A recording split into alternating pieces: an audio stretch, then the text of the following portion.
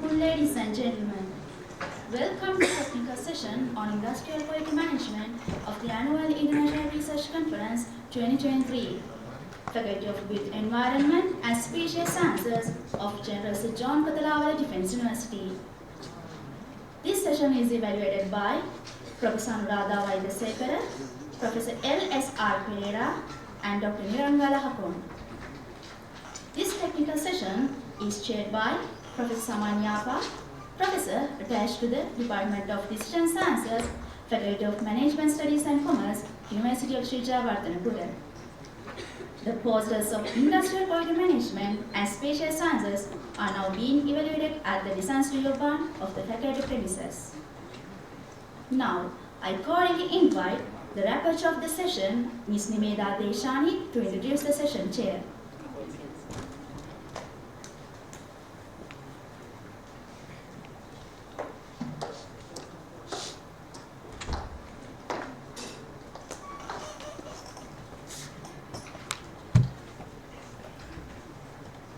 Good afternoon, everyone.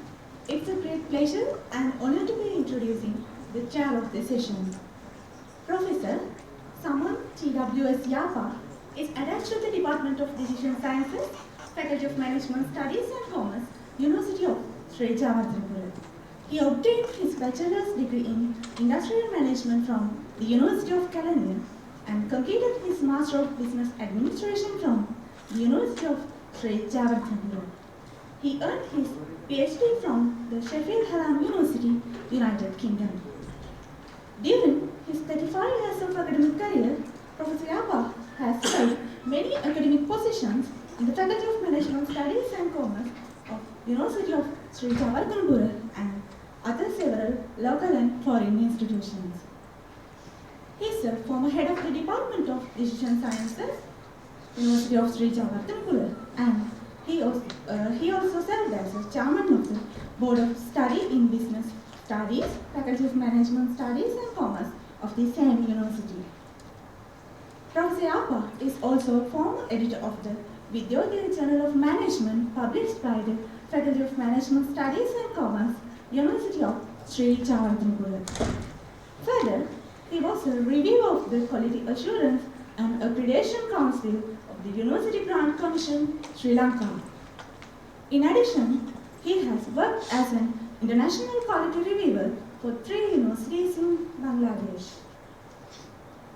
Professor Yapa has served as a guiding force for countless students, helping to mold the next generation of industrial leaders through his engagement of teaching style and dedication to academic excellence. He has also contributed substantially to a number of universities in several ways, such as corporate and strategic planning, quality assurance and curriculum development and reviewing. Professor Yapa has over 60 publications in internationally indexed journals, peer-reviewed journals, and numerous conference papers. Further, he has supervised several PhD and MSc students during his career as an academic. Dear Professor, I cordially invite you to chair the session.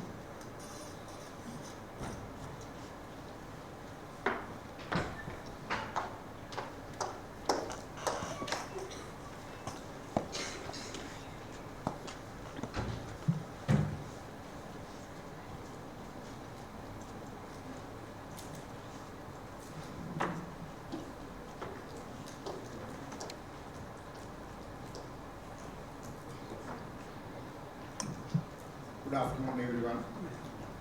Thank you very much for coming to it. And I must congratulate first. I think this is new. This area is a new addition to this conference. First time industrial quality management. There are 4 papers in this session, and there are 2 from construction industry, and 1 from higher education industry, and 1 from tea industry. There are papers covering subject areas of ISO, quality management courses and Lean Six Sigma. I hope that this will be an interesting session. And now I cordially invite the presenters for these 4 papers.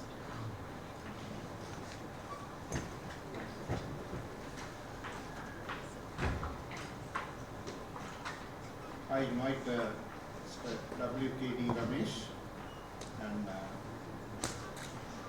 MLNH Rajapakshe, LADCN Wijesinghe, and Samararathne.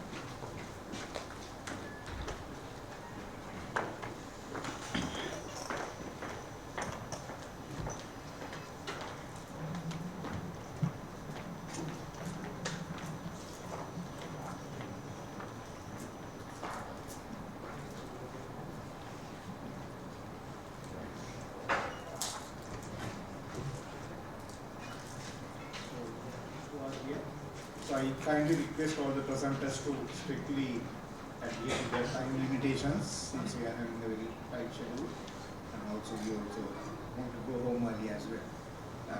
Okay, so first I invite WKD Ramesh to make the first presentation exploring ISO standardization as a quality assurance mechanism in Sri Lankan higher education sector.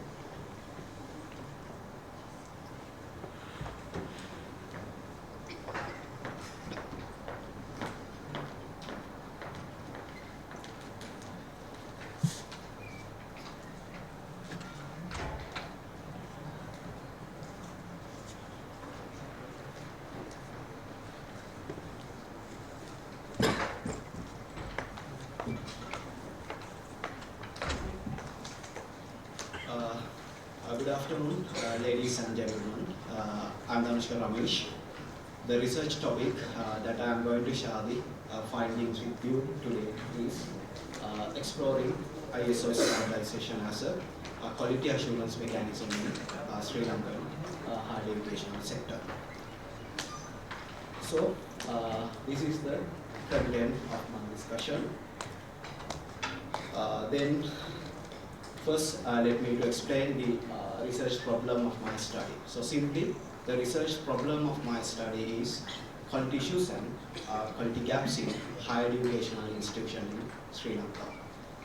So, if we consider the last few decades and even present, this is a contemporary issue in our context.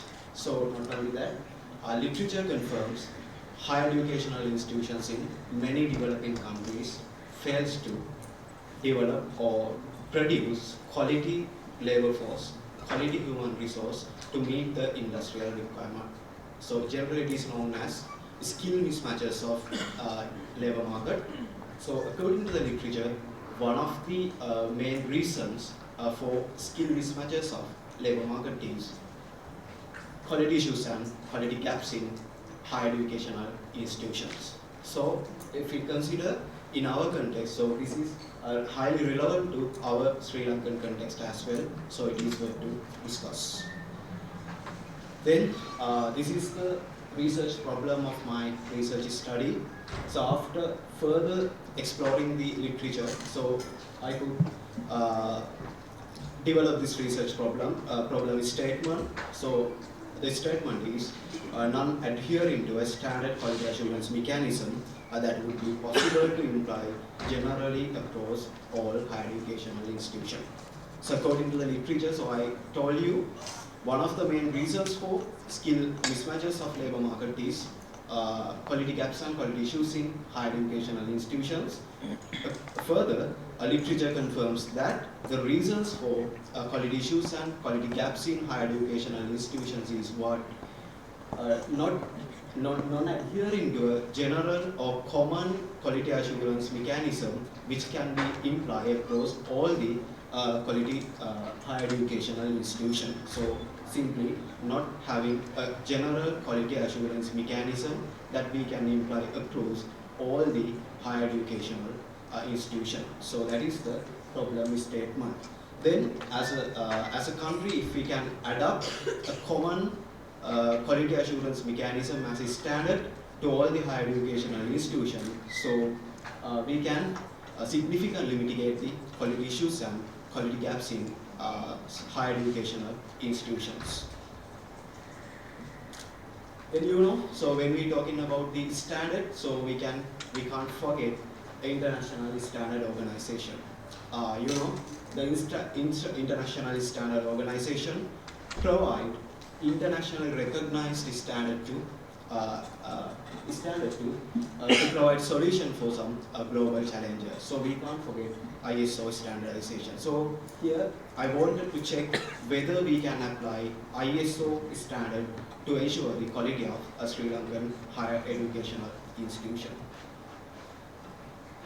Then if we consider the ISO standard, so ISO organization, International Standard Organization, has introduced more than 24,000 standards since its establishment, year 1947. But so we need to identify what are the most suitable standard, ISO standard, that can be applied in higher educational institution. So mainly, a higher educational sector coming under a service, so higher education coming under service sector. So one of the popular standard in service sector is what ISO 9001 quality management system is standard. So this ISO 9001 quality management system is standard is highly popular among service sector, including so many higher educational institutions in worldwide. So the two reasons ISO 9001 standards are 9001 2008 and ISO 9001 2015. In addition, the most important thing is recently ISO introduced as a new standard which is specifically focused on educational sector. That is very important. So that is ISO 21001 2018 Educational Organizational Management System, so EOMS. So now you can understand, so there are a considerable number of ISO standards available, so which we can imply in the higher educational sector. So what I wanted, so to check whether we can imply these ISO standard as a common quality standard in our higher educational sector, higher educational institutions in Sri Lanka. Then the research question of my study: can ISO standardization be applied as a quality assurance mechanism in the Sri Lankan higher educational sector? The following is question. So the research objectives are to investigate the core benefits of implementing ISO standard in higher educational institutions in Sri Lanka, to determine the critical success factors of implementing ISO standards in higher education institutions in Sri Lanka, to identify the challenges of implementing ISO standard in higher education institutions in Sri Lanka.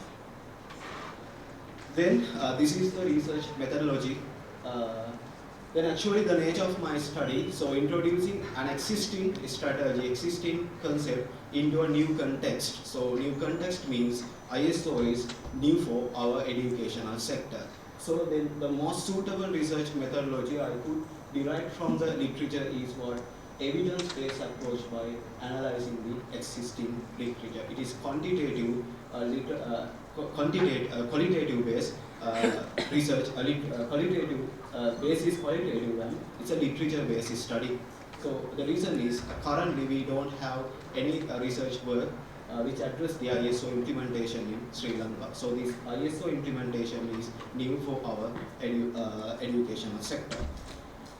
Then following that methodology, so I could, following the guidelines of the research methodology, so I could find 42 journal articles which is relating to implementing ISO standardization in Sri Lankan higher educational sector.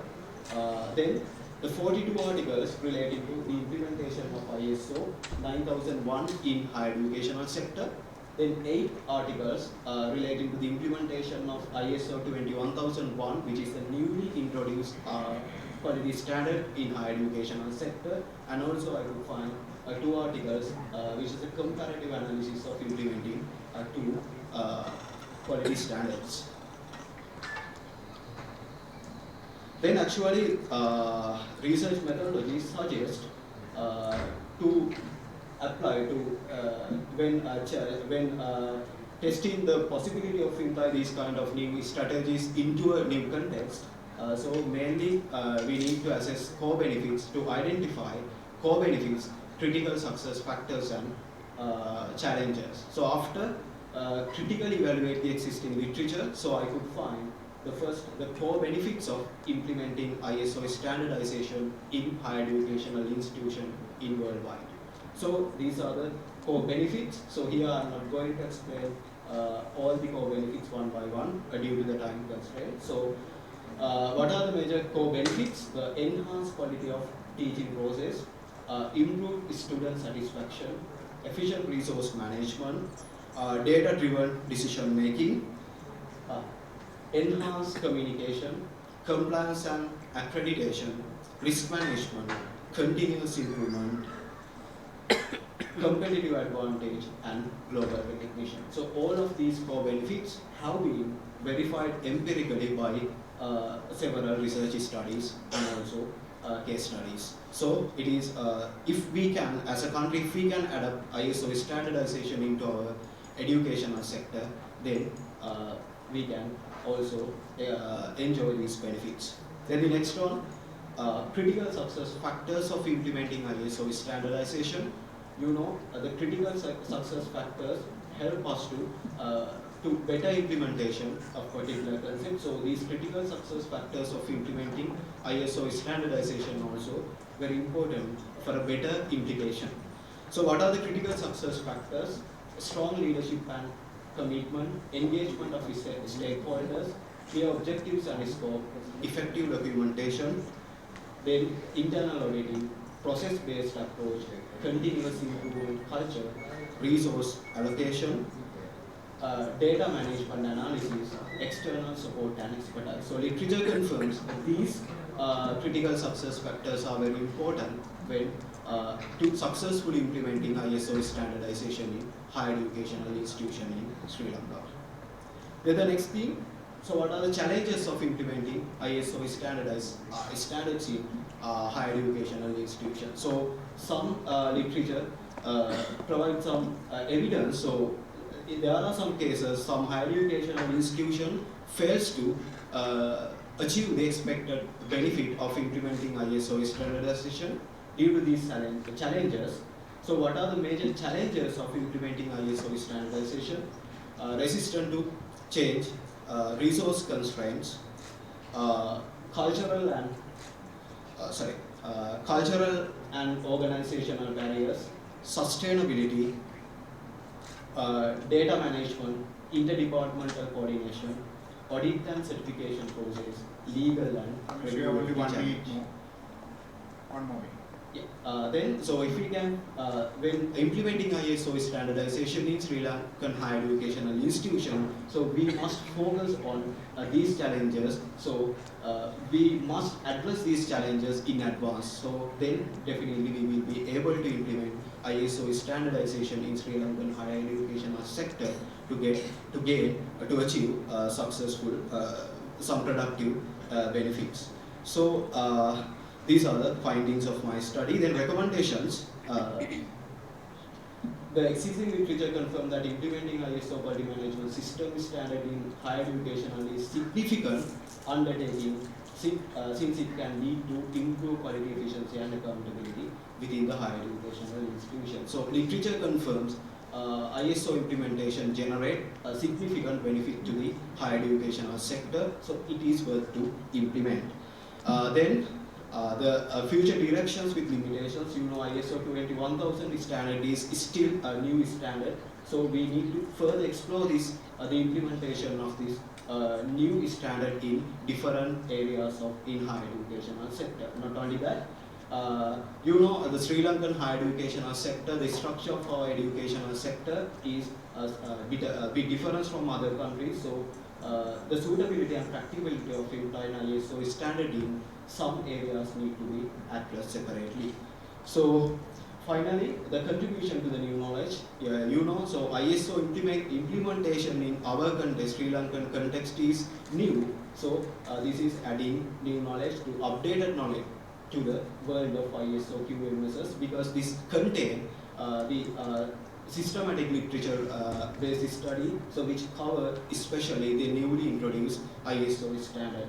Not only that, in Sri Lankan context, the first reported study of its kind conducted that focuses on implementing ISO standardization in Sri Lankan higher education sector. So, these are the references of my study. Then, thank you very much. Thank you, Ramesh. Now I invite Mr. Rajapakshe to present a paper on causes for non-compliance of made black tea with the main relevant grade.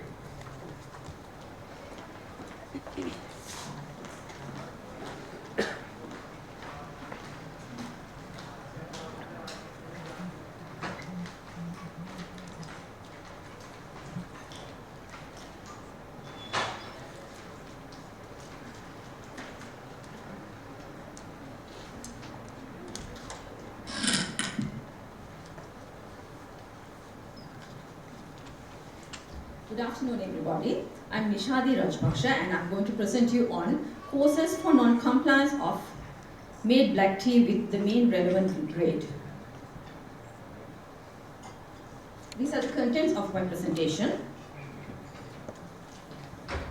Background: Sri Lanka is known for generations for Ceylon tea and reputed for its taste and aroma, and Sri Lanka exports a large quantity of orthodox tea, where it has made Sri Lanka to be the largest producer of orthodox tea. And also Sri Lanka is the fourth largest exporter and also the fourth largest producer in the world. And also these export-oriented tea processing factories continually improve and upgrade to meet the required technical and hygienic standards to conform to the international food safety requirements. However, there's a problem encountered where out of the total production, 90% of the tea we produce is black tea, and this black tea is sent for the brokers for cataloguing. And when cataloging, when the required attributes are not there, these brokers tend to simply grade them as secondary grades of the relevant grade. So which is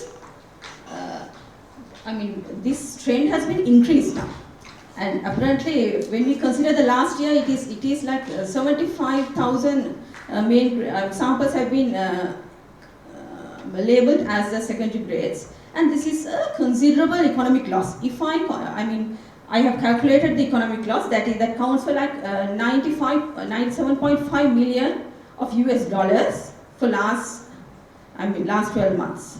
So which is equivalent to 8% of the total earnings by tea for last year.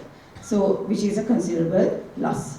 It is not only about the economic loss, but also it diminishes our reputation, where we have earned for like several decades for Ceylon tea, right? So, and also it is about losing the loyal customers. Therefore, I understand this is a very important research, and apparently this, the main reason behind this is the substandard quality of production of certain teas.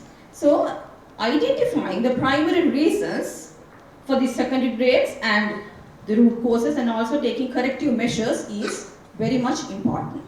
Therefore, the objective of my research is to disclose the causes for non-compliance of made black tea with main relevant grades.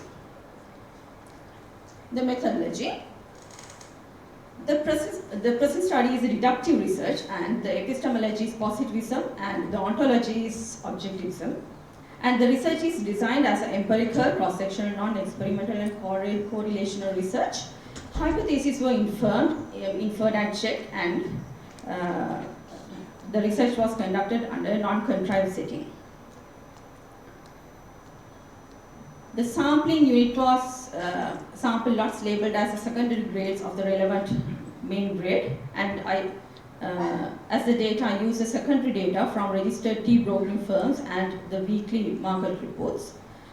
Finite population simple random sampling technique was utilized, and the total sample size was 383. And to check the hypothesis, correlation research and regression analysis was performed. So this is the conceptual framework of my research, where you can see the secondary grades as the dependent variable, and bold leaf, ragged leaf, unstylish leaf, broken leaf, mixed leaf, flaky leaf, and stalk and fiber acts as the independent variables. So based on these 7 independent variables, I have generated 7 alternative hypotheses where like the first one is there's a relationship between whole leaf and secondary grades. Likewise, there are 7 hypotheses. Moving to the results of the normality test. So here you can see that the constructs of Shapiro-Wilk tests. So this there, where you can see, I mean, all these values are higher than 0.05 for all the constraints of this, and it suggests that the data are normally distributed. And also, if you see this skewness values, kurtosis values, and Z values, all are in the standard range. Referring to the convergent validity,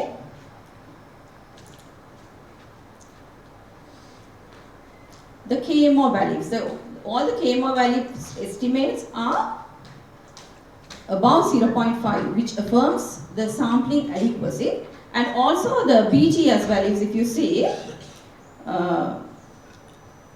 the P values are in the standard range where I can say that the convergent validity is met. And if I refer to this reliability analysis, all the converged alpha values also are above 0.7, where I can say the internal reliability is met. And these are the mean values. So now we are moving to the hypothesis testing.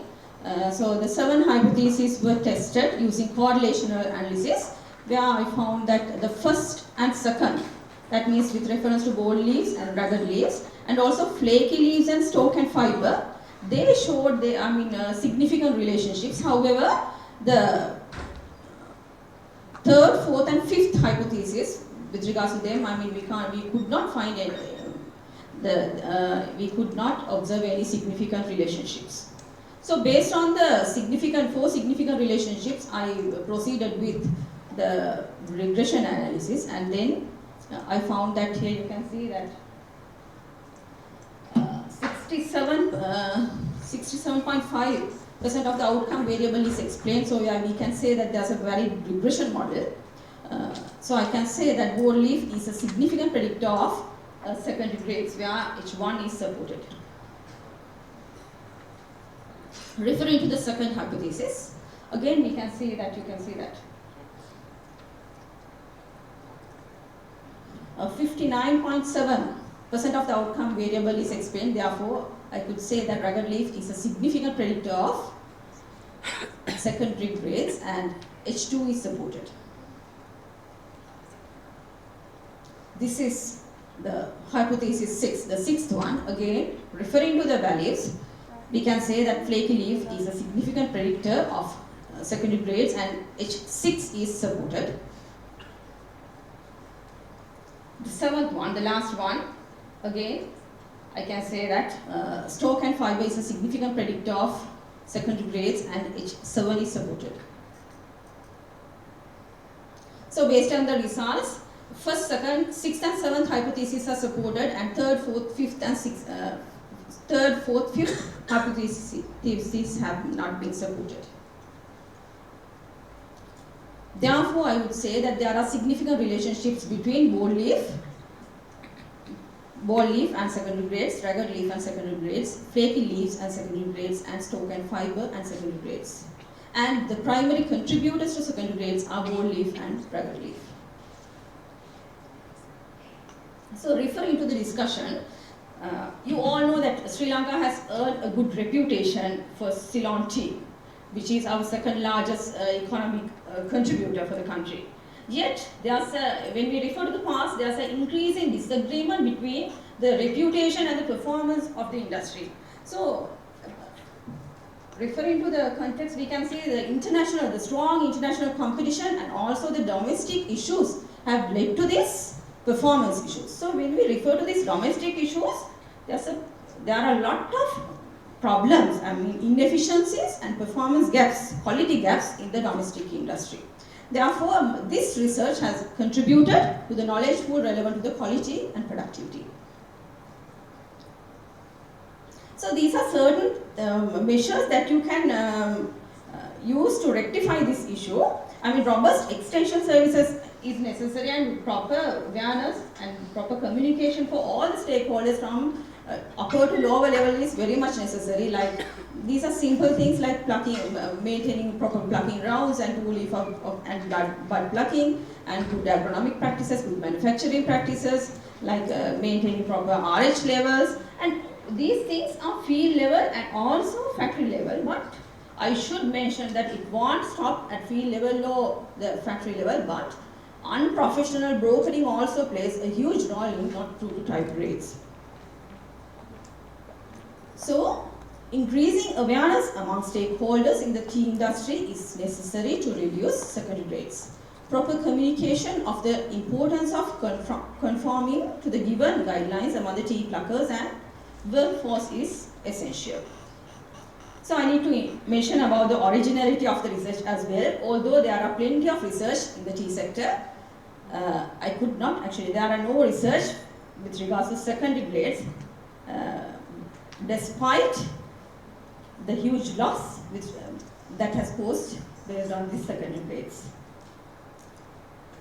These are my references. Thank you very much.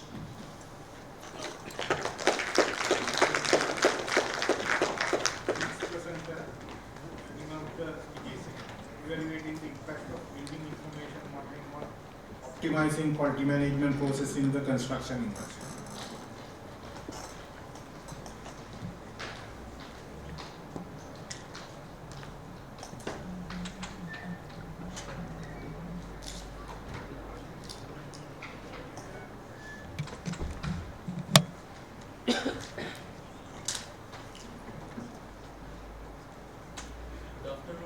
Ladies and gentlemen, I'm Wijesinghe, and the research title is Evaluating the Impact of Building Information Modeling on the Optimizing Quality Management Process in the Construction Industry.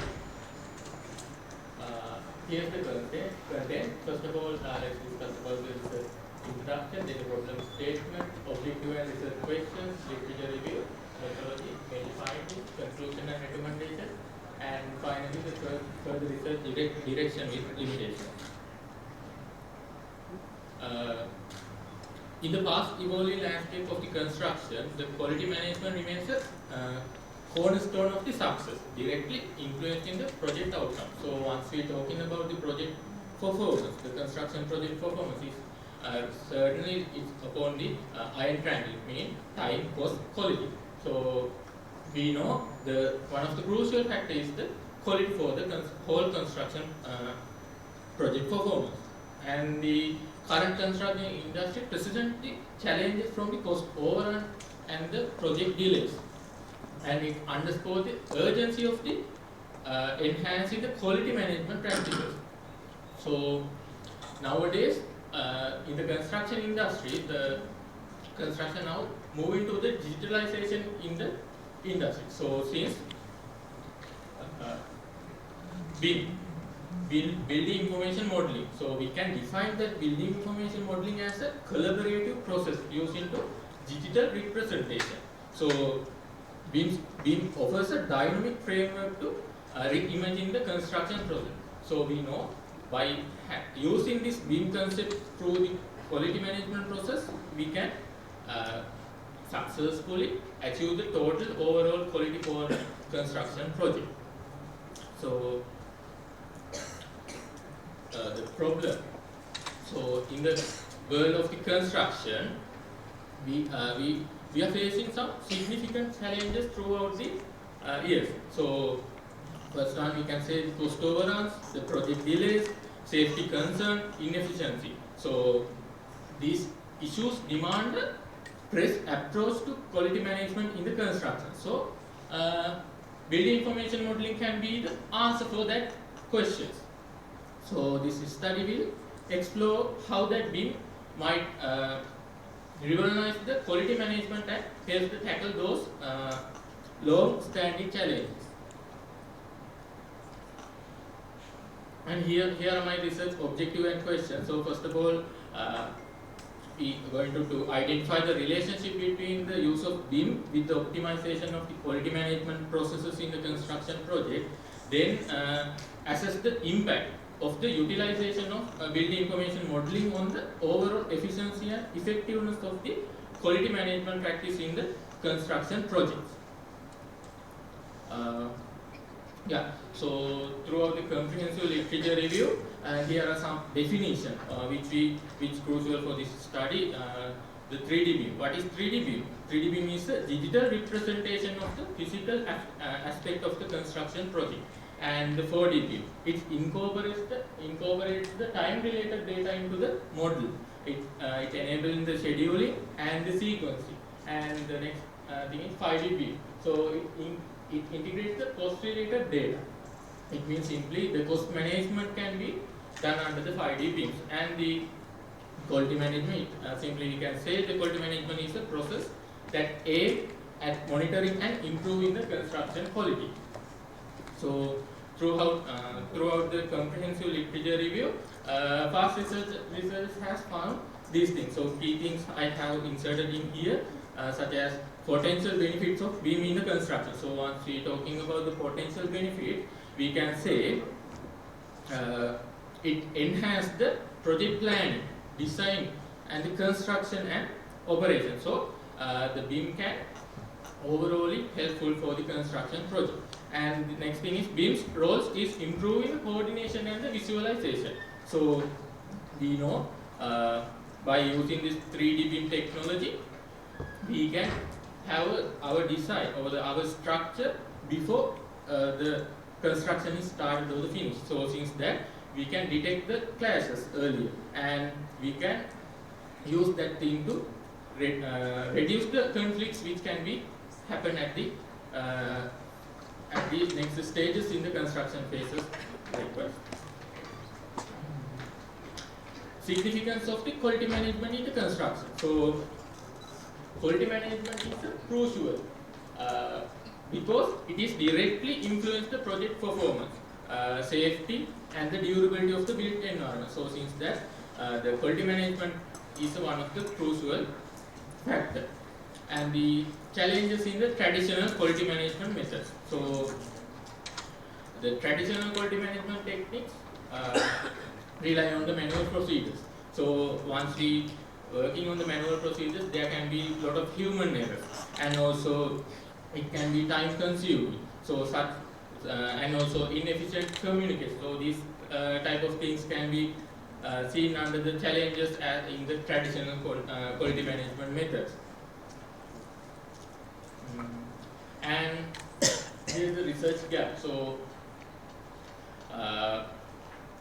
once we referring the literature articles, there is a lack of comprehensive study that directly evaluate the impact of building information modeling on the quality management in the construction project. So this study is going to fulfill that gap by providing empirical evidence and insight to the crucial relationship.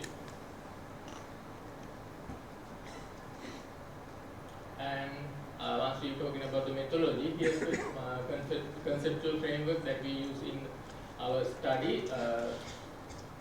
Independent variables is the building information modeling. Once we go through the building information modeling, we can see it is very wide area. So we have gained the 3D BIM, 4D BIM, and 5D BIM as our independent variables, and the dependent variable is the quality management. And here the research hypothesis, H0 denotes as the null hypothesis, and the H1 denotes the alternative hypothesis. And once we are talking about the population and sample, to ensure the validity and the reliability of the research, the sample was carefully defined. So surveyed a 40 number of construction experts to collect the relevant data. So under that 40, they have quantity surveyors, project managers, and the civil engineers.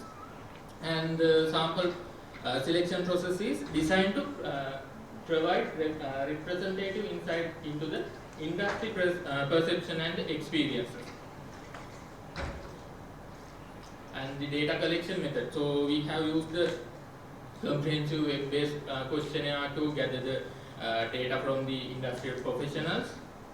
The questions included both closed-ended and the open-ended question, and at the closed-ended question it is rated on the Likert scale.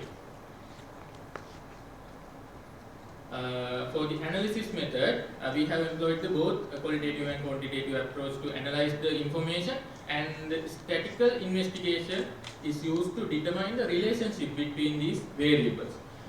For this purpose, we use the SPATIal software to offer a wide range of statistical procedure and the formula. And once we talking about the major findings, one of the findings is the relationship. The relationship between the building information modeling and the quality management process in the construction industry. So it is evidently proved that there is a significant positive relationship between building information modeling and the quality management processes. So we can see the figures of the significant value. It is lesser than the 0.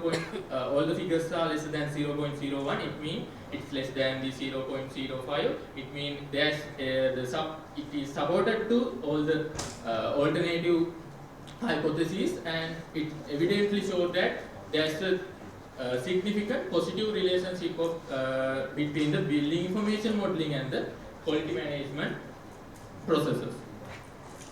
And after that, once we derive that relationship, we move to the finding of the impact. So the impact of building information modeling on the quality management processes in the construction industry. So yeah, once we run the regression analysis, is evidently prove that there is a strong relationship between the strong impact between the building information modeling and the quality management process. So the figures are approximately 82.9 of the variance, and R square value is 0.829 once we go through our independent variables. So it denotes that 3D being impacted on 48.3% on the quality management, and the 4D 32%, and the 5D beam is 11.8% impacted on the quality management processes. And at the conclusion, result findings relevant significant between the use of 3D, 4D, 5D beam to optimize the quality management process in the construction project process. So we can validate that there is the potential of the beam to enhance the quality management. And next thing is utilization of 3D, 4D and 5D beam has substantial positive impact of the quality management practice in the construction project. So as a conclusion, we can say beam offers a valuable tool for improve the quality management process in the construction project. Here are a few recommendations to our study. Integration of the beam dimensions, raise awareness and offer education, foster cooperation and stakeholder participation, establish standardized beam rules, address implementation challenges, and fill knowledge gaps through the empirical research. Here are a few limitations. So scope is limited. It is limited to only for the beyond the quality management process, and the sample size and generalizability. So the sample size is was limited. So once we talking about Sri Lankan industry, so lot of professionals are engaged in the traditional practice. So it is limited to find out the relevant professionals to or the experts for this survey. So the sample size is also limited, and the technological advancement. And here are some further directions. So we can use this as the post industry application. It means now this study is focused on the building construction. So we can use this as an infrastructure, civil engineering, and other sectors. And the advanced beam application. So we can use AI-driven quality control automation systems or the softwares to real-time monitoring. So likewise, we can have the advanced beam applications. And the comparative analysis. So by having the comparative analysis of beam with other emerging technologies or the methodologies in the construction management and the global perspectives. And once we're talking about the contribution to the knowledge, this research provides empirical evidence of that relationship between the building information modeling and the optimization of the quality management process. And it offers the practical recommendations based on our findings. And this study explores the impact of the various beam dimensions, how it impacted to the quality management, and this facilitates the knowledge transfer to the from the building information modeling technologies. And here are a few references which is in the presentation.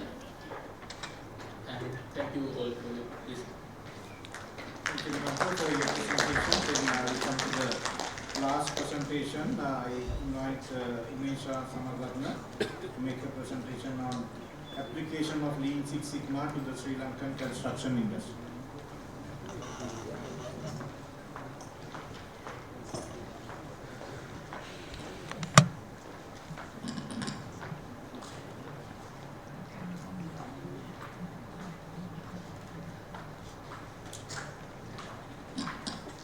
Good afternoon, ladies and gentlemen. I'm Samararathne, and I'm going to present my research on application of Lean Six Sigma to the Sri Lankan construction industry. The content of my today's presentation is background, problem statement, research questions and objectives, literature review, methodology, major findings, conclusion. If we go to the background of the research, we know the construction industry is very important to Sri Lankan economy. But our construction industry faces several challenges that decrease its efficiency. The main challenges are mismanagement of resources, inadequate quality control, exceeding budget limits, and project completion delays. So, in order to reduce those complications, the construction industry should use well-planned, executed strategies to build its competitive advantages, and in order to promote economical and social goals of our country. So, to enhance productivity through process improvements is a way of accomplishing these goals, and such strategy to enhance process improvement is Lean Six Sigma, which combines Lean principles and Six Sigma principles. The problem statement. So we know Lean Six Sigma have been applied separately in the construction industry. But Lean Six Sigma offers a structured framework for addressing waste reduction and quality control. So the core problem is while Lean Six Sigma has been widely used in various industries worldwide, its acceptance and application in the Sri Lankan construction industry have been very limited. So this research explores the possible application of Lean Six Sigma principles and technologies to the Sri Lankan construction industry. So this research revolved around a core problem, that is, what are the primary challenges and barriers that hinder the adoption and implementation of Lean Six Sigma in the Sri Lankan construction sector. So the research objectives of this research is, the first one is to investigate how Lean Six Sigma ideas and methodologies can be applied to address challenges and improve operational performance in the Sri Lankan construction industry. And the second one is to identify the challenges and barriers to the adoption and the implementation of Lean Six Sigma in the Sri Lankan construction industry. And finally, the third one is to propose methods and recommendations for successfully implementing Lean Six Sigma principles and technologies in the Sri Lankan construction industry. So, what is Lean Six Sigma? Lean Six Sigma is a combination of two popular process improvement methods, that is Lean and Six Sigma.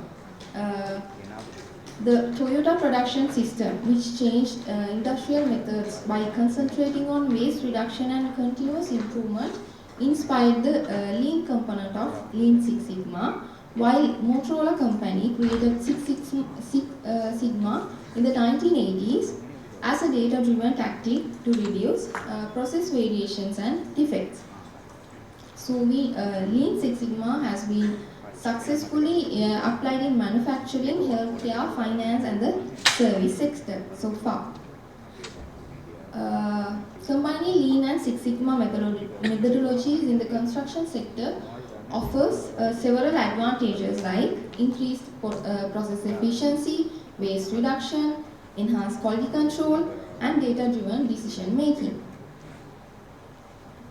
Methodology of this research is used a qualitative methodology and involved expert interviews with 12 industry professionals having a minimum of 5 years of executive experience in the Sri Lankan construction industry.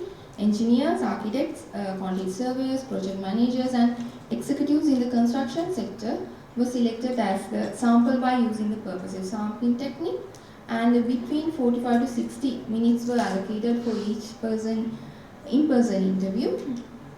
And finally, the manual content analysis was used to examine this acquired data. So, the core of this research, the major findings. So, we discovered a few major barriers that hinder the implementation of Lean Six Sigma in the construction industry, and expert suggested and recommended strategies to overcome these barriers. The first one is the lack of awareness and understanding about Lean Six Sigma. In order to overcome this challenge, the proposed strategies are organizing training programs, sharing case studies and success stories, collaborating with industry professionals, and creating knowledge sharing platforms regarding Lean Six Sigma. The second major barrier is resistance to change. So in order to overcome this barrier, it was suggested proper stakeholder involvement and better communication and executing pilot projects, and also culture of continuous improvement. Then the third major barrier is lack of skills and expertise. So in order to overcome these barriers, it was suggested to implement mentoring and coaching programs by the experienced people, and initiating training and development programs, and external networking with people who has knowledge regarding Lean Six Sigma. Then the fourth major barrier is resource constraints. So in order to overcome this barrier, it was suggested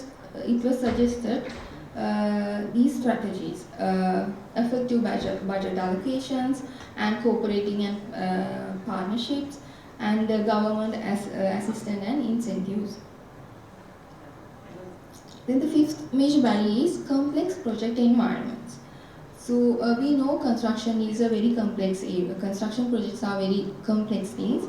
So in order to overcome this barrier, it was suggested we can customize Lean Six Sigma according to the nature of the project, and stakeholder collaboration and engagement, and integrated project management and knowledge sharing and continuous learning. Then the sixth main major barrier was cultural factors. So in order to overcome these barriers, it was suggested by the experts autonomy and empowerment in employees, commitment and role modeling from the leadership. And the seventh major barrier is lack of data information management system. In order to overcome this barrier, it was suggested to develop data infrastructure, and to implement standard data collection processes, and collaborate with technology providers, and also to improve data literacy and training among employees. Rather than these main barriers, there are several challenges we identified as fragmented supply chain, time constraint, variability and unpredictability, and the lack of industry standard. In order to overcome these barriers, it was suggested to improve supply chain collaboration and communication, prioritizing Lean Six Sigma activities based on impact, and integrating risk management techniques, and also to promote industry standard to facilitate the effective implementation of Lean Six Sigma in the construction project. So, as per the conclusion, this research, the problems were solved and the objectives were achieved and the questions were answered. So, this study contributed to providing valuable insight and practical guidance for the construction organizations, practitioners and policy makers in the Sri Lankan on how to use Lean Six Sigma to improve productivity, reduce waste and achieve better project outcomes in the construction industry. These are the references we use in our research, and that concludes my presentation, and thank you.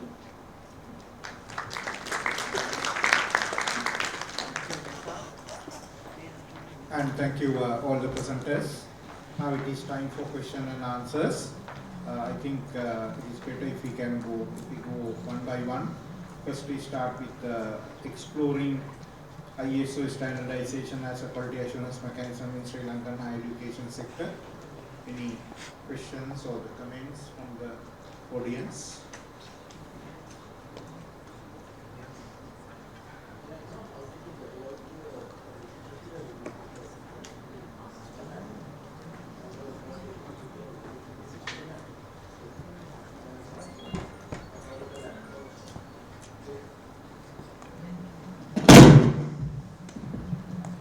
First, thank you very much for asking that question. So, yeah, there is a systematic approach for the methodology of my study. So, this is actually introducing an existing strategy or existing concept to a new context. So, ISO standardization for Sri Lankan higher education institution is actually new. So, then the research methodology. So, as I explained, it's a quantitative based and it's a quantitative based and research, quantitative based research study. So, so there are so many literature available for that kind of example. So that's why I derived that method. So actually, there is a technical background for that methodology.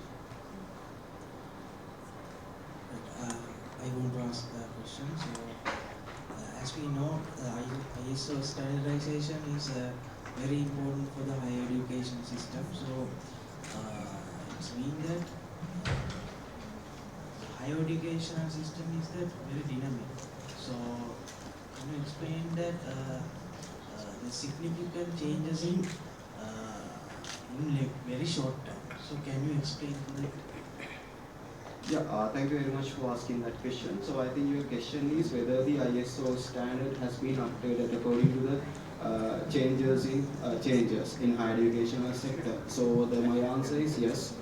All the ISO standards updated according to the required changes. So if I explain the process, all the ISO standards has separate set of criteria.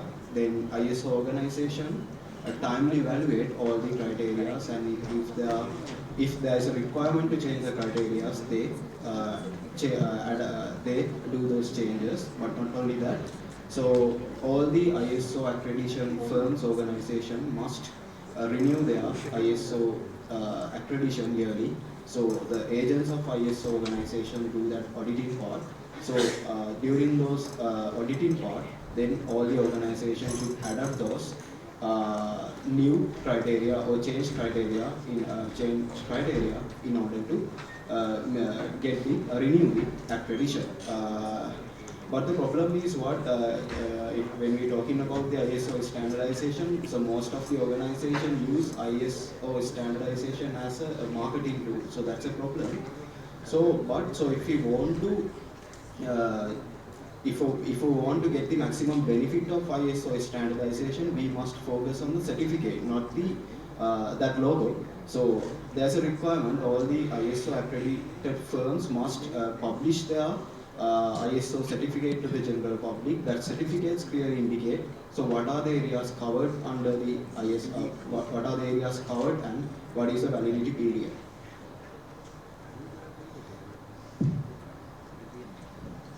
So I think you got an idea. I have a actually it's a very timely requirement to assess the new developments in higher education. So I just want to ask whether did you go through any specific institution, or did you approach any specific private or government institution to see the effectiveness of this your suggestion? Did you? Yes, sir. Thank you very much for asking the question. Yes, actually I checked so whether the higher educational institutions in Sri Lanka have obtained this ISO accreditation. So if we consider the public universities, actually no public university have accredited this ISO standardizations for entire universities, but I could identify a few departments and few postgraduate institutions that are to some state university have got this accreditation, but only ISO 9001 and 2015, not the newest one. In private sector, so we could find they are also only ISO 9001 2015 standard have been accredited by a few private sector universities as well. But the thing is, what if we focus on literature? So no any literature I could find. So which focus on the implementation of ISO standardization in higher educational sector in Sri Lanka. Yeah, just to add that, there's another new standard developed by the Organization of International Organization Standards, that is ISO I must call it, 29995 2021. That is for educational and learning services, which is, the present trend. I think I suggest that you can go through that also, just to for your knowledge. ISO is not the abbreviation of International Organization of Standards. If you take the abbreviation, it is IOS. ISO is a word called ISO.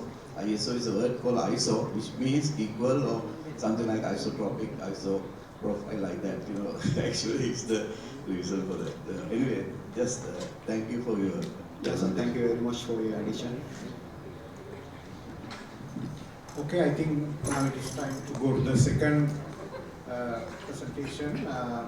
Course for non-compliance of made black tea with the Main-Relavant-Grade. If you have any queries, questions, comments, it is time for you.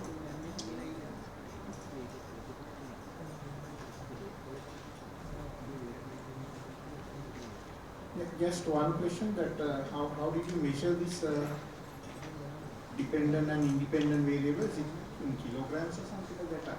So the number of samples. It's the number of samples. Number of samples in the samples which have been labeled as the secondary grades. the other values, PL and RL and these values. Those are the bold leaf, ragged leaf. Likewise, there are categories. It's like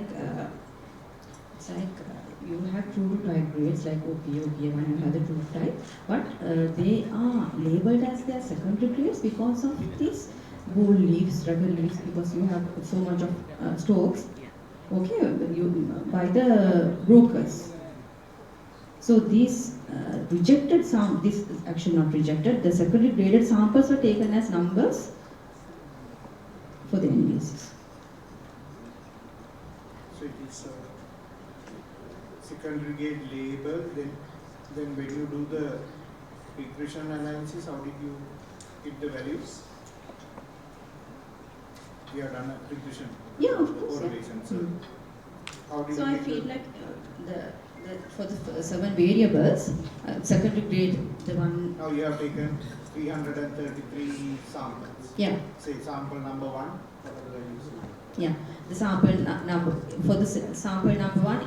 For the sample, it explains like flaky leaf. If it is positive, I put a positive number 1. Likewise, the aggregate average values were taken. Is it the binary value 1 or 0? Or? Yes, 1 or 0. Yes. Okay. Any other questions?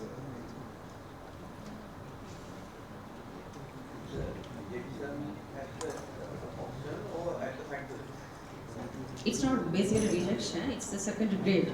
Yes. Yes. At cataloging. Brokers. That's what, yeah.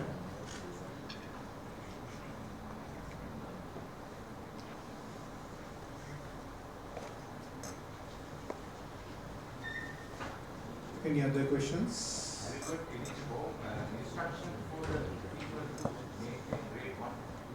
Yeah, in my presentation it's included, yeah.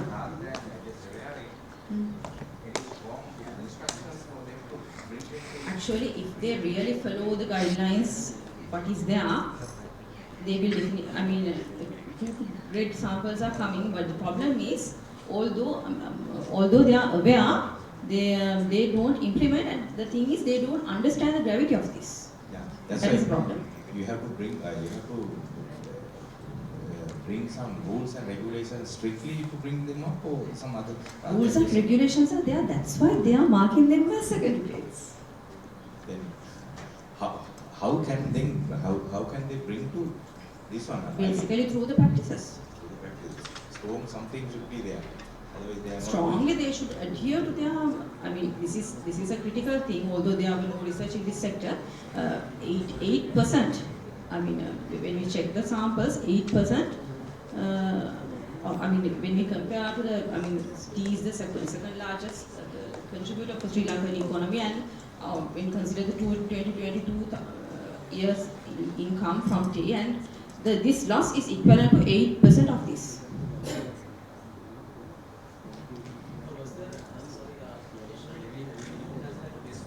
Yes. So, was it because we didn't have this problem before? Or is it We really had this problem. And still we are recognized as the ST, but this trend is increasing. That is a problem. Definitely 100% we can't go for the accuracy, but it's okay for like, if we go for like one sample, two sample, but this is like the second grades are increasing a lot. They just don't consider this. No. Since there's an option, they go for secondary grades rather than going for the full grade. And there's a huge price difference. So at the end, it's mostly kind of export is blended liquid. So you could say that this is kind of they take it from my knowledge.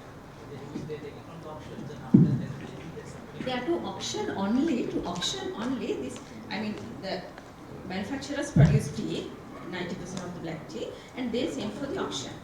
And before to send to the auction, they send to the brokers for cataloguing. After cataloguing, you send the samples for brokering, for the auction. So they mark as 2 grade and then the substandards. So based on that only in the auction you get the prices.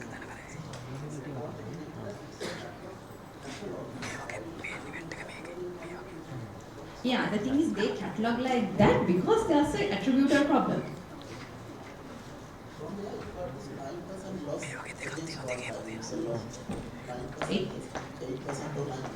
8%. Calculating the average values.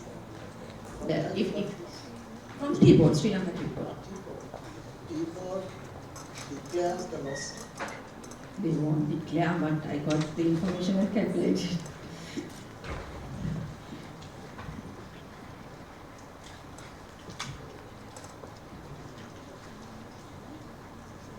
Okay, then the next one, evaluating the impact of building information modeling on optimizing quality management process in the construction industry.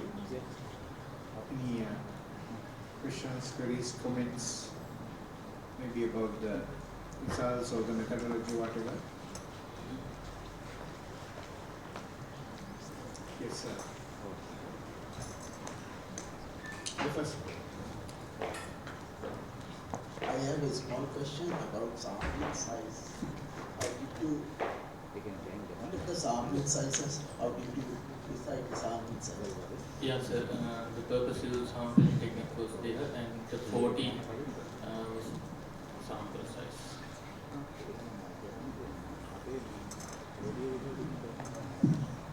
In your study, you have identified that there is a significant relationship between BIM and quality management, as well as there is a significant impact of BIM on quality management, right? Yeah. Now, when it comes to quality management, there are a lot of concepts and methods, tools available to ensure quality in construction industry.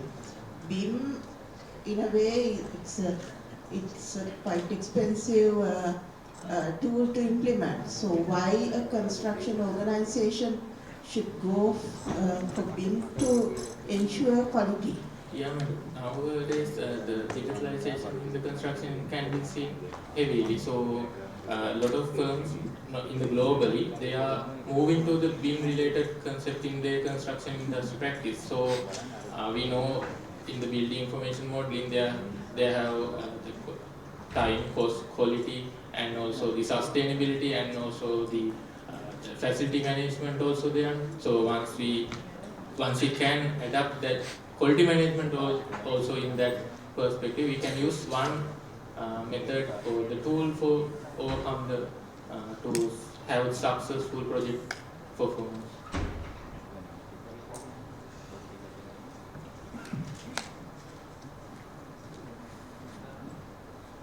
Maybe I'm from different backgrounds, but maybe I've not grabbed the whole idea behind your research. But then, of course, how can you basically integrate, quality data in which components basically now? For example, we have a different process, right? So, I know it's basically data modeling process, no? So, how does it works in a, in practical manner? Yeah, so simply once we go through the 3D BIM, we can visualize our project before finishing the image. So since that we can easily detect the clashes. It means it will really helpful for overcome the quality, no? So it means we can use those kind of failures. We can identify those kind of failures earlier, and we can adapt any kind of thing to overcome that thing. So it's kind of a as-built modeling or pre-modeling? Yeah, there can be pre-modeling also. Thank you.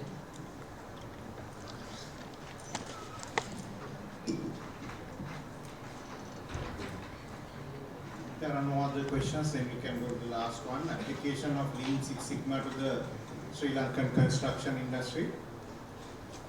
Yeah, I do have one concern. So, do you have any practical recommendations for the companies, Sri Lankan companies, who wish to start this Lean Six Sigma in the practical aspect?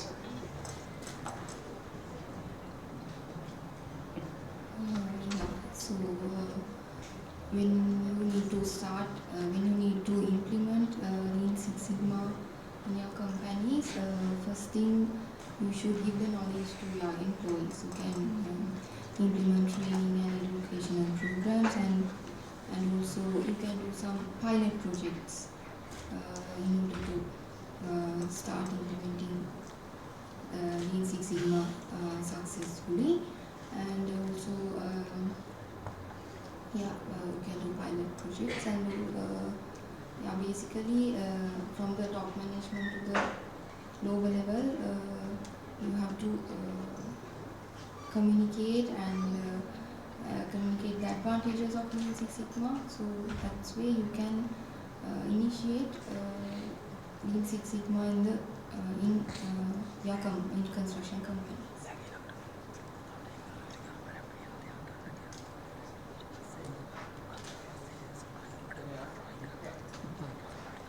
Thank you very much to all of you for the presentations, and I have a small doubt that your presentation is clarified from my side. I saw you presented so many literature. You came into the recommendation based on the literature, or have you done any analysis based on the data collection only? Is it just for my curiosity I'm asking? No, the initial step was doing a literature review, and with 12 professionals from the construction industry. We had interviews, and through them we identified main challenges and the recommendations to overcome those challenges. Is it the construction industry, 12 people you get the interview and get the information from them, you are trying to say? Yeah.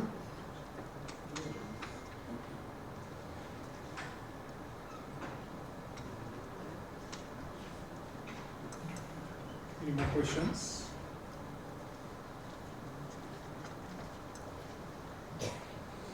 Okay, to wrap up, I'd like to give a few comments just for the improvement of the your papers. The number about the first one is I think there may be some issues in implementing ISO standards because different faculties have to adhere to different standards, like management faculties they have to adhere to AACSB, and I know that engineering faculties they have to adhere to Washington Accord and Technology Sydney Accord, and like that. There are so many standards, and also depending on different faculties, and also you could have analyzed Sri Lankan qualification framework as well. We have a number of different criteria for the postgraduates also. Now they have the Quality Assurance Council have developed number of criteria, more than about 100 criteria. So then you could have compare them with the ISO standards, and whether you can you could have made some suggestions to improve them as well. I think it would have been better if you have changed your title to lessons learned from other universities, those who have implemented ISO to the Sri Lankan organizations. That would have been better, I think. And about the other, in general, comments, one thing is, first I start with the positive comments. You have selected some new areas where not much of research is found. That is good. And also I think the presentations are also good, slide design were good. But some common improvements you can do is, one is I didn't see many knowledge gap. You have given some empirical gap, but the main objective of a research is to improve the knowledge. So expand the knowledge. You better give more knowledge gap from the literature, why you are doing this research, what kind of knowledge gap is you find now. The problem statement is clearly, you better give the problem statement clearly. And again, if you can give some implications for the industry and the recommendations, most of the recommendations given are very generic level rather than more generic, like giving training or something like that. Specifically, if you can give recommendations, that will be better. And also in the discussion, you should have used more literature. You should have discussed your findings in the light of the existing literature, whether you confirm the existing literature, whether you deny the existing literature, or whether you have added something new. That kind of thing would have been better. And I think another thing is you have done qualitative research. I think there were 3 qualitative research. Even in qualitative research, even though there may not be analysis like correlation and regression, you better use at least some qualitative analysis methods like thematic analysis. Then you could have identified the various barriers under different themes, and you could have given some recommendations based on the themes. Then that would have given more value to your research. I think all of you can improve this research into a publishable papers. So I congratulate all of you. I think now we have come to the end of this session. Thank you very much for all your attention. Thank you.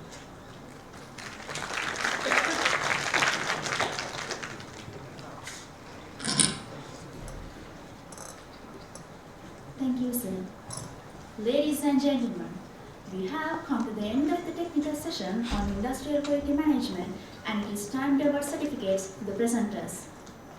To give away the certificates, the oral presenters, I would like to invite the chair of the session, Professor Saman Yapa.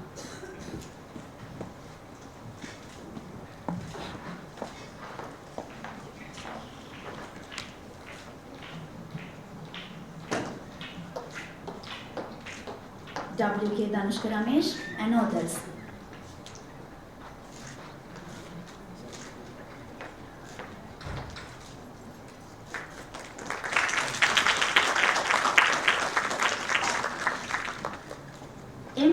Rajapakshe and others.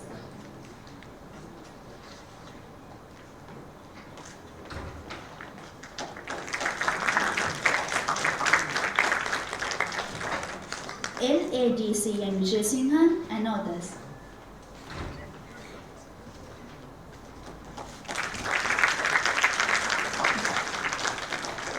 Samararathne and others.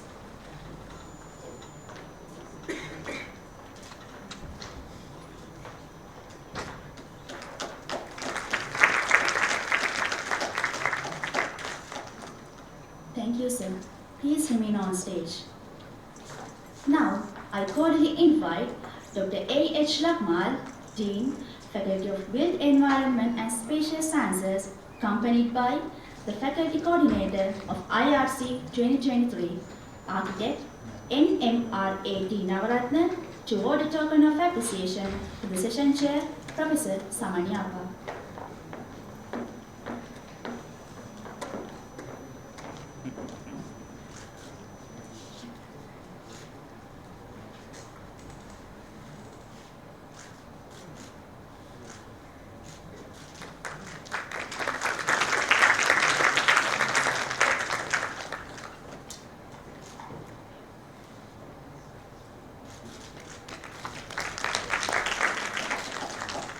Thank you, sir.